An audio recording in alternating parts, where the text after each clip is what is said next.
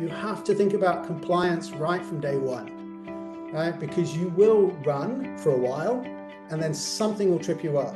Welcome to Pivoting to Web3 podcast, where experts break down AI, blockchain, and tech shaping our future. I'm Donna, and today's guest has insights you won't want to miss. Let's dive in. Hey, good morning, good afternoon, good evening. Welcome to Pivoting to Web3. And I'd like to welcome today Paul Crafer. And Paul Crafer comes to us with extensive experience in his role of VP of Services of EMEA at Assessed Intelligence. Now, Assessed Intelligence is operational leadership at Apple for more than 20 years, but he's at Assessed Intelligence at this time and driving business development for global technology and business service companies. I am going to let him continue with his background because it is so much information that's needed today. But let me tell you the bottom line. The bottom line is I was very confused on GDPR, and we've talked about that a little bit, and a couple of other ways to keep up with all the rules and regulations and audits. But let me stop talking on. Paul, introduce yourself to the audience and our guests, and tell us a little bit more about yourself and how you ended up in the AI space. Thanks, Donna. Hi, everyone. Thanks for the question and thanks for the chance to join you on this podcast. I'm an Englishman. I moved to Sweden 25 years ago and then worked in sales for a British company and then went into Salesforce.com consulting. So that's kind of really where a lot of the tech intelligence and the kind of the business services background started. So I started studying philosophy and then fell into ethics and then into AI ethics and then into AI governance and then into AI auditing and assurance. And that's when I met an organization called For Humanity. And For Humanity is a global nonprofit that works to identify and assess the downside risk of AI systems in order to maximize the benefits for humanity. And I started joining that organization. There's around about 3,000 people worldwide, and volunteered day in, day out, and still do, to further that mission in multiple locations around the world. And then through For Humanity, I met some of my colleagues that I work with now at Assessed Intelligence, and then our CEO, who's been with For Humanity as well and actually does some of the teaching there. He came along and he realized that he wanted to combine cybersecurity experience with AI governance experience. So he picked and he plucked 4 people directly from For Humanity and said, let's do this together. And that's how I landed in Assessed Intelligence. And so our core competencies really are audit and advisory, both in cybersecurity and in AI. So that's the journey so far. Well, that's a very exciting journey because I found it very interesting in learning in what you do and how you do, because in today's world, ethics is very important in the AI space and governance, and they cross in that Web3 space. And there seems to be a tension. A lot of guests or clients, they're not sure of the balance. They seem to be really looking at it from the humanity side at one moment, but then the profitable side the other. And the ethics sometimes seems to be missed depending on who you are or what you find the priorities to be. What are some of the frameworks that businesses should be looking at when they get into the AI and agentics and downsizing and layoffs or implementing even the AI? What are some of the frameworks that they should be looking at? Well, I heard somebody say this. Thank you, Donna. That's a good question. It's a good one to open up, the kind of the concept of responsible AI and trustworthy AI. I heard somebody say recently that once upon a time, businesses started looking at things like the OECD principles, the Asilov principles that were kind of one of the first set of responsible, ethical AI principles that came out. And you've got the UNESCO work on principles of AI, and that kind of came out when that came out, maybe 22, 21. So I think before generative AI really became massive and ChatGPT kind of blew the whole world up, people were looking at those types of principles. They were looking at things like the OECD, UNESCO, and they were thinking, okay, so how can we build these principles into what we believe in? How can we operationalize these principles? But it was very difficult because it's just words, right? It's just concepts, it's just thoughts, it's just best practices in a way. It's not something you can easily operationalize. How do you take something like accountability and really make it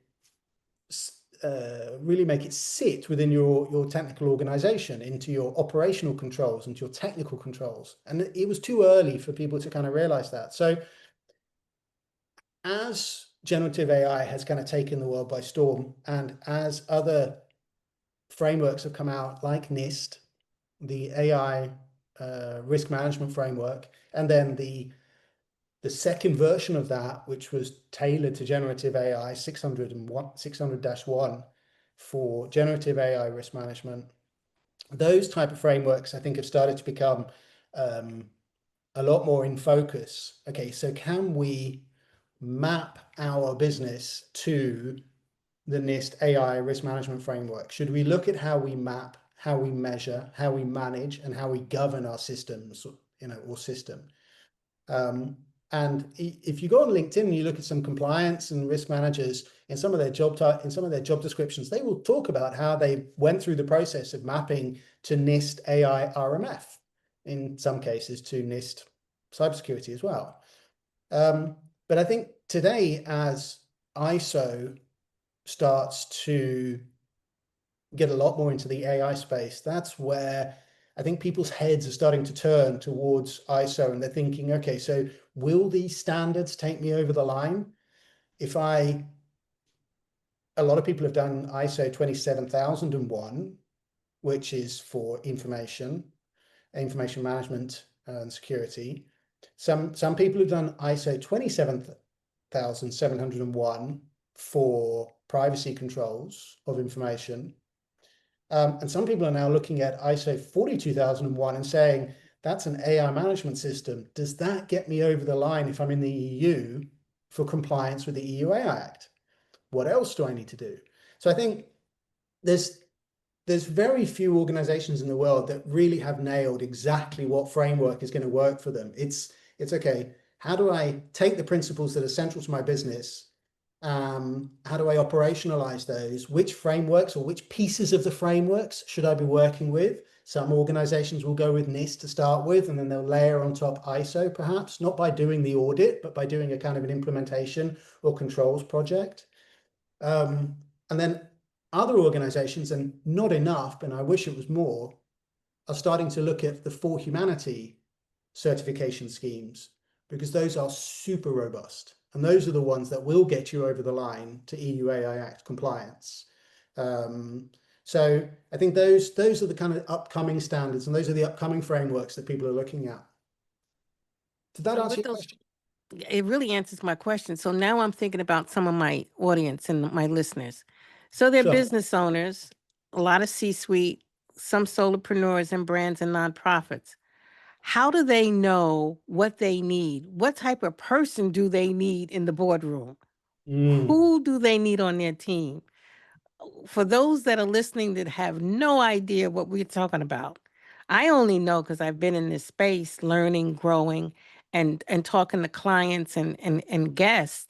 But for those who really don't know, and they're just looking at the technology, they know they need to do something, they don't want to get left behind. There's a lot of hype and there's a lot of reality. How do we help those that really got to make the decisions from the top down to make sure everybody's on board and in the right mindset? Yeah, you're right. And the hype's super performative, isn't it? The hype really makes you want to act. It kind of races your pulse and your temperature, and it makes you think, I'm being left behind here, and that company in my sector down the road, I don't know what they're doing, but if they're doing it faster than me, I'm going to get left behind. You're right. Hype is performative. And governments and technology organizations want people to believe that, that kind of like running towards AI and deploy, scale, and then plug in compliance, that's the right way to go. You just can't do it that way. You can't do it that way. You have to think about compliance right from day one, right? Because you will run for a while and then something will trip you up. Something will stub your toe.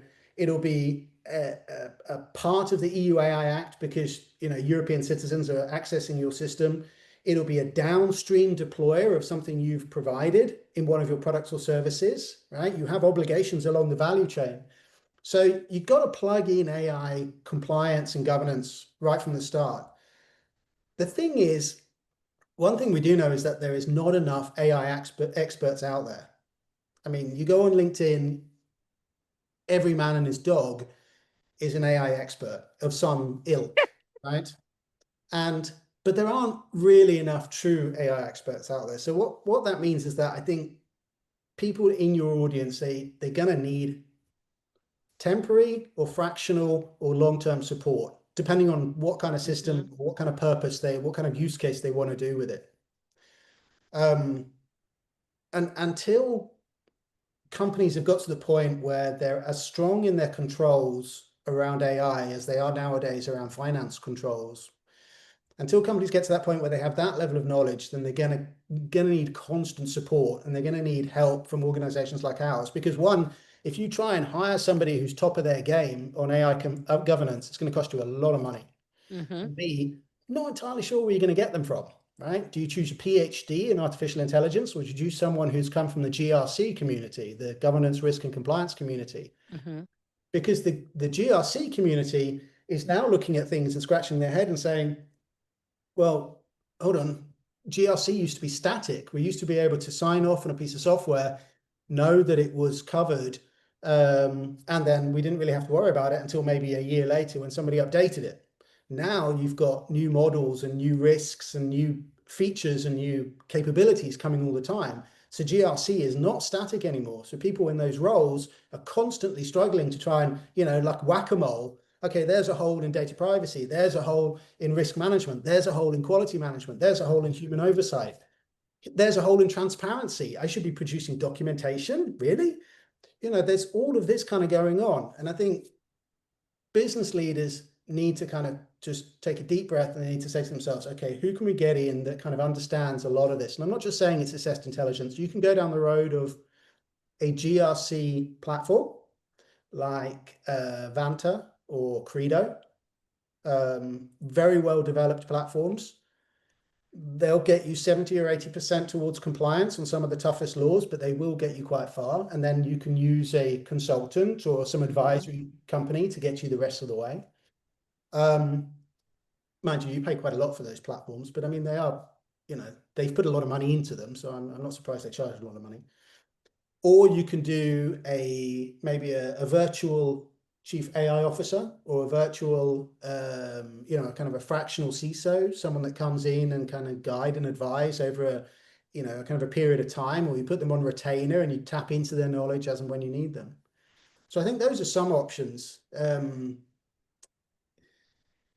The really important point is, don't wait until you're faced with some kind of compliance issue.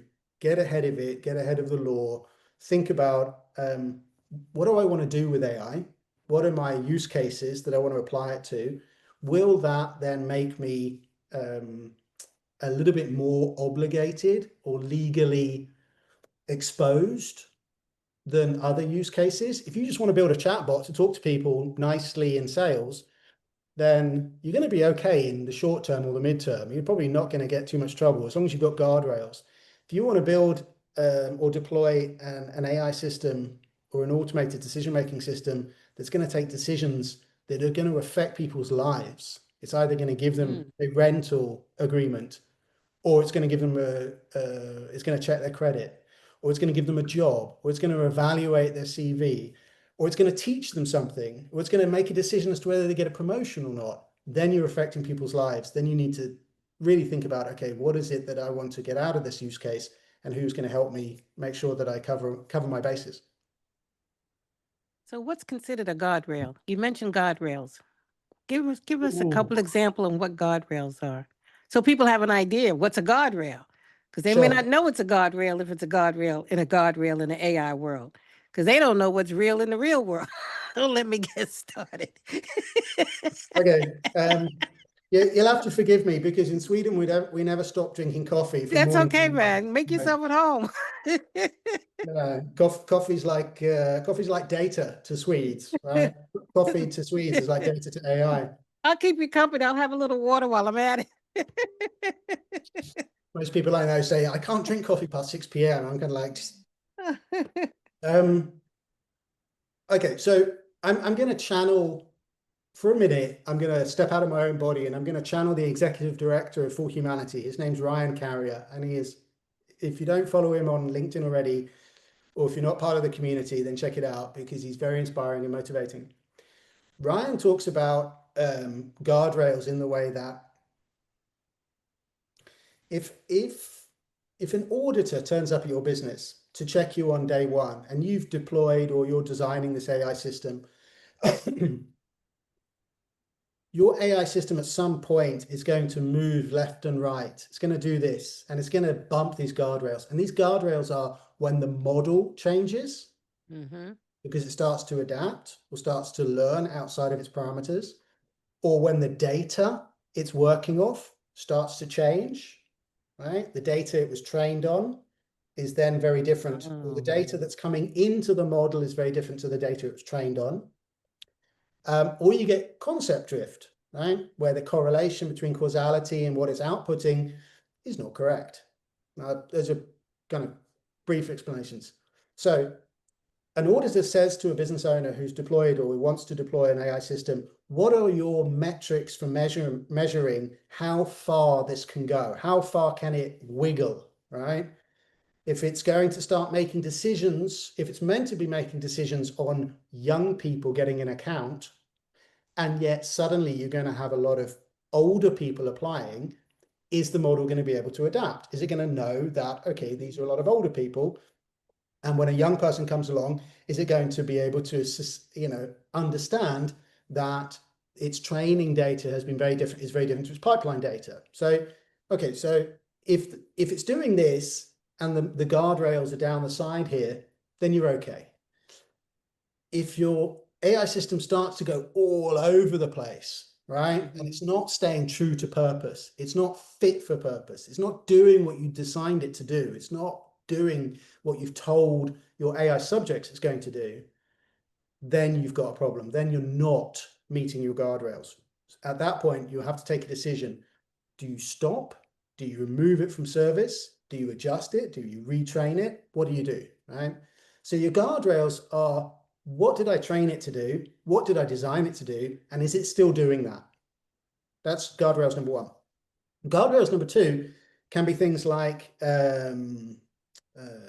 governance and oversight, right? If you're a business leader, you need to make sure that you've got people that understand ethical choice. They need to understand algorithmic risk management. They need to understand the concept of human oversight. They need to understand the concept of expert oversight. They need to understand not necessarily the technical details of how these things work, but what are the ethical and operational ways that these systems work? Do you have those people in place, right? That's a kind of a governance and oversight control. That's a guardrail that you should really have in place. Now, do you also have the right policies in place to ensure that the AI systems you're deploying, have you done a risk assessment? So is the risk that you assumed this AI system could produce, is it actually producing that, or is it producing more? Is it different types of risk? Is it risk to different types of people, right? So we're still in kind of governance and oversight controls, and we're thinking a little bit about kind of technical and security controls. And the controls I'm talking about, you can read about them on the MIT AI Risk Repository website. So if you wanted to get more info, go to the MIT AI Risk Repository website. So let's say one of your guardrails is going to be, so what happens when the KPIs I've put in place to monitor, or the risk indicators I've put in place to monitor this, right? What happens when those risk indicators go off? What is the policy? What is the process? What is the practice for making sure that somebody takes a decision to stop that system, or to pause that system, or to change that system? So those are some of the guardrails that you can work off. There's also things like, feedback loops. Are you getting enough information back from people using your system to understand what the problems are? Do you have a whistleblower policy in place? Other people internally who are quite happy and feel empowered to put their hand up and go, Jeff, this isn't doing what it's meant to be doing, right? Do people feel positive? Do they feel empowered to be able to do that? Other people that understand when the output of the system is starting to go wrong, the human on the loop. Are the people there that are looking at some of these outputs and going, whoa, hold on, that doesn't look right? Those are some of the guardrails. So that's also going to bring into the culture of the company. Because if you don't have the right culture of the company, people are not going to feel like they're free enough to say what they want to say or give you the insight or the input or the idea or even the recognition that something's starting to go wrong. Governance, oversight, and accountability starts at the top and is set as a culture at the top and then needs to feed through the organization. What we see sometimes is that developers are put in charge of, they're given the responsibility to ensure that the system that they've designed and developed does what they designed it for. The thing is, developers tend to have a vested interest in what they've designed, and they tend to believe that their baby's not going to go wrong, and they tend to have automation bias towards, okay, it's a little bit off what I designed it to do, but I'm just going to leave it because it might come back, or it's kind of doing what it should do, right? I mean, I'm being very glib about the whole topic. No, I understand. I understand what you're saying. So you can't leave that oversight to people that have that level of vested interest. There has to be an ethics committee, an algorithmic risk committee. There has to be bodies in place that are empowered by the senior leadership, and the senior leadership understands what those committees should be doing and understands what resources they need. And I'm not just talking money, I'm talking, training. It could be infrastructure resources, it could be data resources, it could just be, authority, time even. Senior leaders need to do that. And luckily, For Humanity has, I'm going to, pretend that you've just pressed an advert on the screen. For Humanity has training on this. And the training is free. So if you did want to, if you're in a senior position and you wanted to really understand what top management and oversight bodies need to be thinking about when they put this kind of policies and practices in place, then the training is free on For Humanity. So with that said, it sounds to me as well that this is not only for enterprise, it's not only for your major corporations, any of those that are executing and implementing any type of AI, agentics, or operational system where it interfaces with the public in any way and impacts their lives. They need to have people on board or knowledge on board. So they are looking at the risk mitigations and the auditing and compliance and all the different pieces and levels to make sure that they're in the clear. Otherwise, they can get tripped up or, as you say, stub the toe. So with your experience and everything that you've been involved in, what is the worst AI failure you've seen? Is there something that you could share that you've seen an AI failure? And during that audit, the Web3 builders or anybody that had a part of that, they do not want to repeat it. Do you have an example? I mean, this is a great conversation, and it's the first one I've had on the show besides cybersecurity, and it didn't touch anything that you're getting into. What picture can we paint so people get the impact of not paying attention?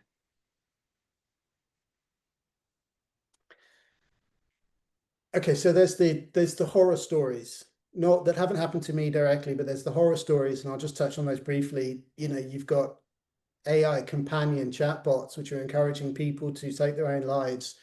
You've got automated vehicles, autonomous vehicles that are killing pedestrians. Currently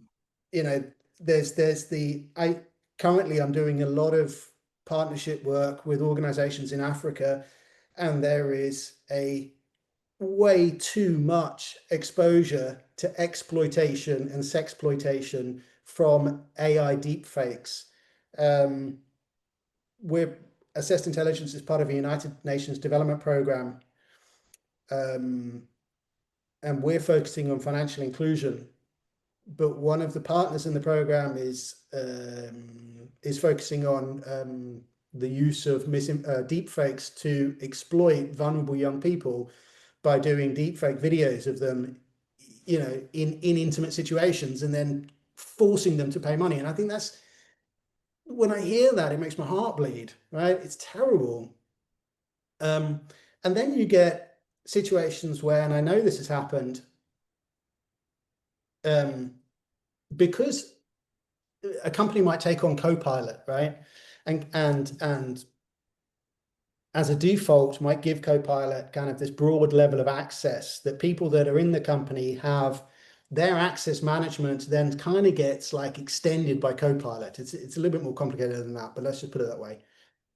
They then leave the company, right? And yet Copilot is still turning up to meetings, taking notes, and then sending them the notes from the meetings, even though they've left the company. Because, right? I mean, that's happened. That's actually happened, where note-taking apps have turned up at meetings, taken notes, and then because these people are on the distribution list, start sending them the notes from the meetings. I think there was even a case, one of my colleagues talked about it recently, there was even a case where a company got sued to within an inch of their life because people that had just been fired got notes that I think was basically talking about them. And I'm dipping into hearsay now, and I don't want to do that. So let's draw out. But, you know, if you look at the impacts that are happening around the world, the malicious actions by malicious actors is probably the worst. That's where the biggest problems are. And again, the MIT AI risk repository will give you a real good breakdown as to what kind of risks there are out there. I'm giving them a hell of a lot of promotion here, but you know what I mean? And because I'm in the EU and I'm an auditor against the EU AI Act, one of the things that I noticed just recently was that you know, over a third of incidents logged by that risk repository would have been classified high risk by the EU AI Act. And I'm sure a lot of those organizations aren't aware that they would be facing by August this year, next year, they would be facing, you know, penalties or corrective actions or investigation by the EU. Wow. Okay, there's so much we could talk about, but I know we got to close. So, but before you go, you mentioned you're in the EU. So we have in the United States probably, and in Canada, in the Americas, we have somebody that's an equivalent of you in the EU, right? Mm-hmm. Yeah. What, Okay. you mean like somebody working for Assessed Intelligence who does auditing?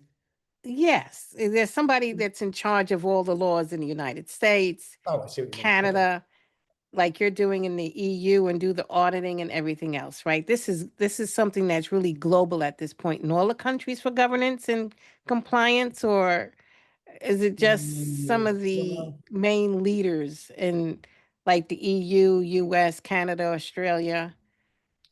well, the EU really has the first kind of robust law for AI governance or AI regulation, let's put it that way. And it's you know, it's based on high risk systems. So it only applies to high risk systems, and you need to understand if you're classified as a high risk system. The recruitment AI that during the first year after I left Apple, the recruitment AIs that constantly looked at all of my CVs and decided that for some reason I wasn't able to deliver on the job that I was clearly qualified to do, was discriminating against me for whatever proxy variable, right? And this is not a hard luck story, because I'm very happy as to where I am and where I've got to, but there were a lot of recruitment AIs out there, even run by reputable organizations, that were making those decisions. And what are they called? Workday and McDonald's have just recently fallen foul of some of those situations with regards to recruitment AIs. So, you know, does the world need a kind of a centralized AI governance approach? It would be great if the United Nations could step up and find some kind of centralized way to manage AI governance. And I think we're edging closer. But right now in the US, what we're seeing is state-based regulation. And I think that's a strong move, especially by California with SB 53. So Canada has a national AI strategy, and I'd be surprised if they didn't put in place some kind of, high risk regulation sometime in the future. I might have missed that because I haven't been spending a lot of time looking at North America for a while, to be honest. I've just been concentrating on kind of Europe and Africa. But how is this going to work across, say, North America? It's going to be state-based, at least to begin with. And some of those states were putting in place some really powerful laws and some well thought through laws. It's just whether they're allowed to kind of follow through on them by the federal government. But we're getting into an area of politics that I'm not. That's 100% okay. sure Neither on. am I. So Yeah. let me ask you this, and I'm in this blockchain world. So what's worse, having an unaudited AI, or do you think an unaudited smart contract, or has it gotten that far yet? Well, let's put it this way. I mean, there are bias audits going on for some systems, and there were some audits done for the NYC local law on recruitment. But audits of AI systems are very, very far between, few and far between. There's probably no organization in the world that would be able to comply with the EU AI Act today. So I guess today, right now, you'd be better off having an audited smart contract. I don't even know if that's a thing. To be honest, I'm sorry, I don't know, but I would don't say know either. That's why I asked the question. So we both don't know. I mean, I could talk to you all day. So but we can't do that.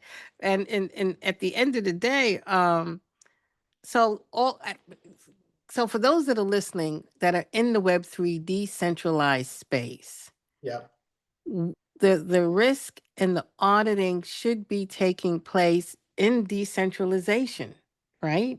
That trend is going to continue the way we're going in this Web3 AI. It's going to converge. And what do you see really happening for the future? So what's I'm your not. wish list? May I usually ask the guests, what's your wish list for the future? Okay, I think that's a question I'm more comfortable, capable of answering. If I could wish for one thing tomorrow, and this is not because it would put a lot more business on all the auditors' plates, but if I could wish for one thing tomorrow, it would be that AI systems have mandatory annual audits. Okay. From governments. And those audits could be based on audit criteria that's been created by an intergovernmental or an intragovernmental body, or it could be something that's agreed region by region. But there should be audits for AI systems. And I was listening to a podcast recently, and Ryan from For Humanity, he said that the worldwide financial audit market is about $55 billion. He reckons that the AI audit market will surpass that in 10 years. So there is a lot of business coming down the pipe for auditors and for people that want to be doing and want to be assuring AI systems. Now, pretty much everybody around the world right now they're not auditing their systems, they're building compliance. They're trying to understand where are my gaps and what do I need to do in order to be compliant with the EU AI Act, for example, or in the future with SB 53 in California. So I think my wish list would be that there is a worldwide mandatory mandate on auditing of AI systems, so that we can minimize the downside risks and have trust that the systems that are put into the public sphere and that we use and we interact with, and it's going to get even more important with agents as they start to become a bigger thing or become more prevalent in everybody's lives. So we can have trust, and we know that those systems are going to protect us, and they're not going to expose us, and they're not going to dupe us, and they're not going to fool us, or they're not going to cheat us, that we can actually use them and trust them. Well, thank you so much for that insight and your wish list for the future. Is there anything that I have missed that you want to share? How do people reach out to you? Who's your client? Who or how can they connect with you? Yeah, please reach out over LinkedIn. You can also go to assessedintelligence.com. I'd be remiss if I didn't say, please go to For Humanity, that's FOR, humanity, one word, .center, and click the Get Involved link and join that. And there's so much synergy there between what For Humanity does and what AI auditors around the world and AI assurance professionals around the world are doing. And quite a few of the professionals that have started some of the most successful AI auditing companies have come out of the For Humanity mindset and training. They're now developing their businesses and going on into other areas, but they've come from this training and from this mindset. So I would suggest reach out to me over LinkedIn. Happy to share my calendar link so we can have a convo and just dig into different areas. Go to assessedintelligence.com, go to forhumanity.center, CENTER. That's probably the best way. Well, thank you so much, Paul, for being with Pivoting the Web3 podcast today, because we're shaping tomorrow together. Thanks for checking in with Pivoting the Web3 podcast, Enterprise Digital Transformation. This is Donna Mitchell. If you'd like to connect with me, kindly hit up Connect with Donna Mitchell, and I'll be glad to chat with you. Take care and have a wonderful day.